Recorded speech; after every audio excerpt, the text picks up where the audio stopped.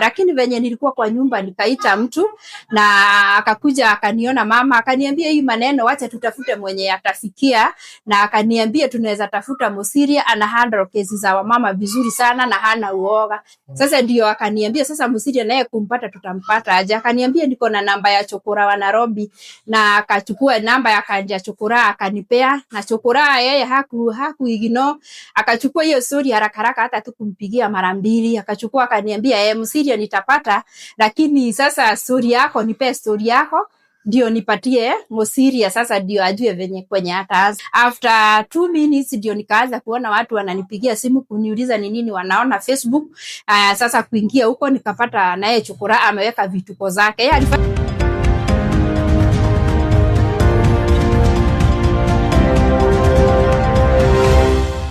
kwa majina naitwa Monica Mwangi ama Mama Shiro ama Pastor Monica ndio najiitaga FB, lakini mimi huwa nahubiri, na mimi ndio niliko na story yangu, nataka kupeana story yangu. Watu wengi wananijua na wamekuwa wakiniona hata FB nikihubiri, na watu wanajua nilipata accident last year na nikaumia sana, nikagongwa kichwa na nikagongwa mguu mkono ikatoka na mguu, lakini sasa zimerudi, at least niko sawa, na nimekuwa mimi nikisurvive na Good Samaritans. From that time mimi sijaifanya kazi, watoto wakachukuliwa children's home, na sasa ndio nikakuwa tu hivyo na hiyo hali. Hata nyumba yenye naishi watu Good Samaritan tu alijitolea, akaona maisha naishi, akanichukua akanipea nyumba yake. Sasa naishi kwa nyumba ya kupewa, na kukiwa on December mimi nikihubiri tu FB, kuna follower wangu mmoja anaitwa Martin Kibe akakuja akacomment akaniambia nikuje niende nihubiri kwa chachi yao ya huko Murungarwa, nihubirie wamama,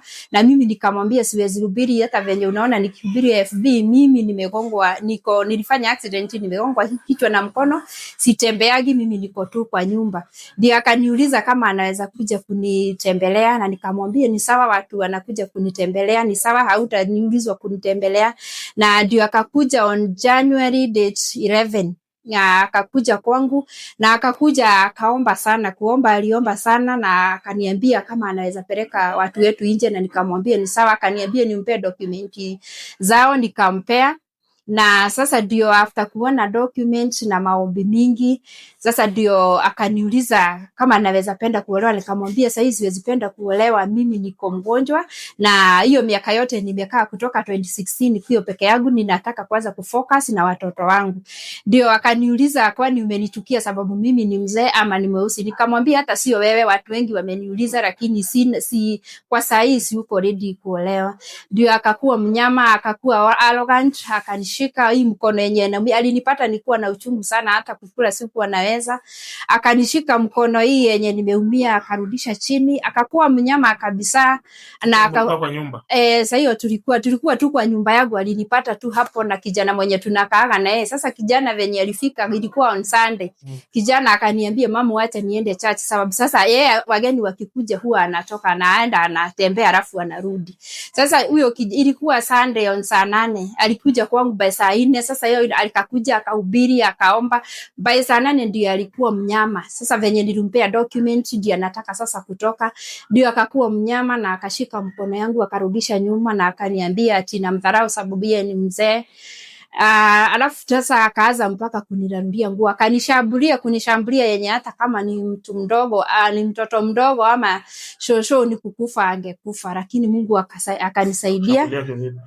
Alikushambulia kwa njia gani?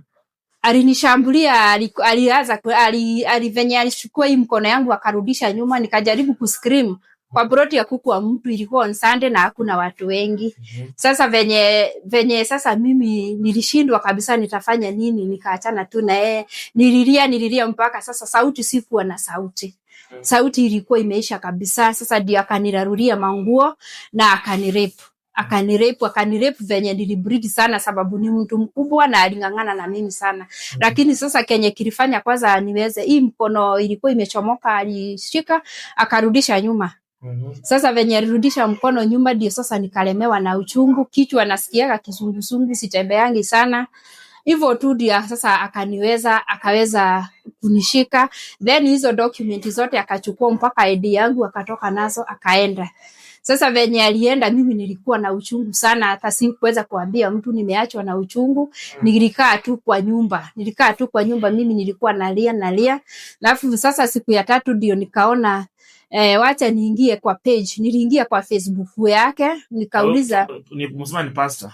Alini pastor. Ulijulia Facebook? Nilimjulia Facebook. Baada ya muda gani ndio akakuja? Mlijuana for how long? Kwa miezi kama miezi 3. Ilikuwa Januari. Sasa January ndio alikuja kuniona. Sijui mpasha mshajuana before. Facebook lakini. Through Facebook sijaimuona na macho. Okay. Ni venye tu mimi nakuaga na follower wengi, sasa sasa wanafurahia tu nikiposti neno. Sasa yeye alikuja through hiyo neno na yenye nilikuwa na post, na akaniambia atakuja tuombe pamoja. Akinionaga na aone the way anaweza nisaidia, sababu nilimwambia mpaka mtoto wangu alichukuliwa children's home. Sababu ya shida yenye niko nayo, hata food kupata na mpaka naishi nyumba ya wenyewe. Hiyo yote nilimwambia. Sasa yeye alikuja kwa kama mtu Samaritan, mtu wa utu wema.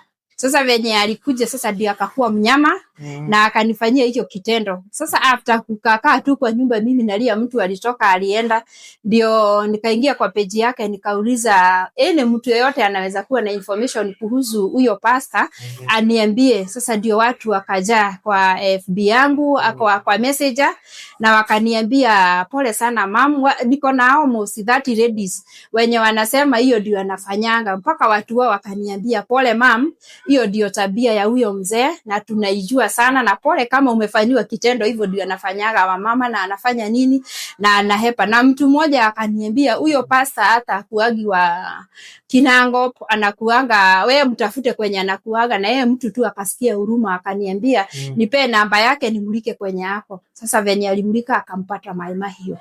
Na venye alipata Maima hiyo tukapata mpaka namba ya chief, na chief wa huko akampigia simu na akasema ni ukweli hiyo kitendo walifanya, lakini yeye anataka asamehewe, atapeana shamba Maima hiyo, ati asianikwe na hiyo mambo isiendelee, atapeana shamba Maima hiyo. Lakini mimi kulingana na uchungu nilisikia na sikuwa na emu yoyote, nikaona maisha yangu na maisha ya wengine ni ya muhimu kuliko shamba, na ndio nikaamua kutake step ya kufuatana na huyo sio mchungaji, huyo tunaweza muita jangili, sababu hiyo kitendo alifanya si ya mchungaji hata kidogo. Na sasa ndio nikikuwa tu kwa nyumba, friend yangu akatembea akaniambia sasa wacha kunyamaza tena. Mimi sikuwa naongea na mtu, nilikuwa tu ulienda hospitali baada hiyo kitendo? Sikuweza kwenda hospitali sababu mimi nakaa na kijana, na venye nilikuwa na uchungu sikuwa hata shilingi moja yenye naweza enda nayo hospitali. Nilimtuma tu mandawa, akaninunulia dawa, akaniletea painkiller na dawa zenye nakunywaga. Akaenda tu nikaandika karatasi nikampea apelekee daktari, nikaambia daktari venye nasikia. Daktari tu aliniandikia dawa. Huko hospitali iko mbali, sina mtu wa kunipeleka hospitali. Mimi huwa napeleka hospitali na ninarudi, huwa siendi peke yangu kwa barabara sababu sina balance mzuri ya kichwa. Sasa na hata nikienda nilale hata kwa gari na lala, na lazima niamshwe ama nieko kwa oxygen ndio niamke. Huwa venye niligongwa kichwa yangu iko na shida, nikilala naweza kosa kuamka. Hata ndio nakaishago na huyu kijana ndiye ananiamsha by force, akiona sijaamka. Hata siku kutoka December ndio sijakuwa na shida hiyo ya kuanguka mpaka kwa barabara. Unapata usaidizi wote so far? Saizi hiyo, kwa hiyo usaidizi nimepata, nilienda na nikaripot na au kwenye nilienda nikaripot walinisaidia sana, sababu waliniambia kitu yenye nilifanya makosa ni kukosa tu kwenda hospitali. Lakini wakaniambia haina shida, sababu huyu mtu venye alipigwa na simu na chief alisema ni ukweli hiyo kitendo walifanya, na akasema asamehewe. Na sasa akatapeana shamba Maima hiyo, na mimi nikasema hiyo hakuna haja ya shamba, mimi ninganganie maisha yangu. So nataka usaidiwe kivipi size? Mimi nataka nisaidiwe nipate justice, na huyo mtu apatikane achukuliwe sheria, sababu huyu mtu isipokuwa ni venye tu mimi ni strong. Sasa angepata shosho ama mtoto mdogo ni kuua angeua, na tena hiyo sio vizuri kama pasta. Sasa kama sisi wamama tuna mahali pa kukaa, kama huyo ni pasta anafanya hivyo na akipata mtoto mdogo ama shososi ni kuua ataua. Sasa tuache kuficha hizi jangili kwa nyumba. Lakini venye nilikuwa kwa nyumba nikaita mtu na akakuja akaniona mama, akaniambia hii maneno wacha tutafute mwenye atafikia, na akaniambia tunaweza tafuta Musiria, ana handle kesi za wamama vizuri sana na hana uoga. Sasa ndio akaniambia sasa Musiria naye kumpata tutampata aje. Akaniambia niko na namba ya chokora wa Nairobi, na akachukua namba ya kanja chokora akanipea, na chokora yeye haku ignore, akachukua hiyo story haraka hata tukumpigia mara 2, akachukua akaniambia Musiria nitapata, lakini sasa story yako nipe story yako ndio nipatie Musiria, sasa ndio ajue venye kwenye ataanza. Na mimi sababu sasa sikuwa na kitu naficha ndani yangu, nikaambia chokora kila kitu, lakini hakuniambia yeye ndiye ataposti, aliniambia ataambia Musiria ndiye anadirigi na hizo cases. After 2 minutes ndio nikaanza kuona watu wananipigia simu kuniuliza ni nini wanaona Facebook. Sasa kuingia huko nikapata naye chokora ameweka vituko zake. Yeye alifanya vizuri kunichukulia simu haraka, lakini alifanya vibaya sana venye aliposti hiyo kitu na akaposti venye haifai. Yeye alifanya vibaya sana. Sasa hata alipata nikashikwa tena na trauma, pressure iko chini, sukari iko chini. Aliandika aje? Aliandika ati huyo mzee venye huyo pasta venye alikuja kuniangalia, ati alikuja kuniombea, alafu akaanza kuniomba. Sasa akaongea hizo vitu zake mbaya na akasema ati akaniambia nimstaki atanipea shamba. Sasa after kuniambia akuninyima shamba ati ndio nikastaki hiyo pasta, na haikuwa hivyo. Hiyo ilikuwa uongo. Ni vibaya kuchukulia mtu story vibaya. Tena mimi ni mgonjwa. Sasa hata ni venye mtu watu wameniongelesha mimi, hata nilikuwa nadhani naweza rara tu nikufe, sababu sasa unaona mimi ni mgonjwa, nimeongezwa trauma na hiyo jangili, tena naye chokora akakuja akaniongeza hiyo ingine. Sasa nimetrend na hiyo story yake ya uongo. Nikasema tu venye hata nilikuona nikasema sasa yeye huko muuliza chokora mbona ameandika hiyo story ametwist. Nilimuuliza nikamuuliza kwa nini ameweka hivyo, hata naweza kuonyesha hizo message. Nikamwambia kwa nini umeweka hiyo story hivyo, na hata sikuwa nimekwambia uweke, nilikuwa nimekwambia upea Musiria anajua venye ata handle. Na yeye chokora akaniambia nimpe 30 minutes atakuwa ametoa. Sasa after 30 minutes kumpigia akaniambia hatoi. Na nikamwambia ni vibaya sana, sababu hata mwenye amenipea nyumba akiona hiyo story hata furahia. Na nikamuuliza sasa chokora hata nikifukuzwa huku nitaenda wapi? Akaniambia yeye hana issue na yeye ako nyuma yangu, ati nikifukuzwa nimuite atajua venye nitakaa. Nikamwambia hapana, sikuwa nifanye hivyo. Mimi nilikuwa nataka mtafutie tu mtu atahandle hiyo kesi vizuri. Mimi nataka kesi handle vizuri juu ya wengine, tuokoe hata maisha ya wengine. Na hao mama wote wenye amefanyia vitendo, anafanyaga kitendo na anakutisha. Hata mimi alinitishia akaniambia yeye ni retired jeshi.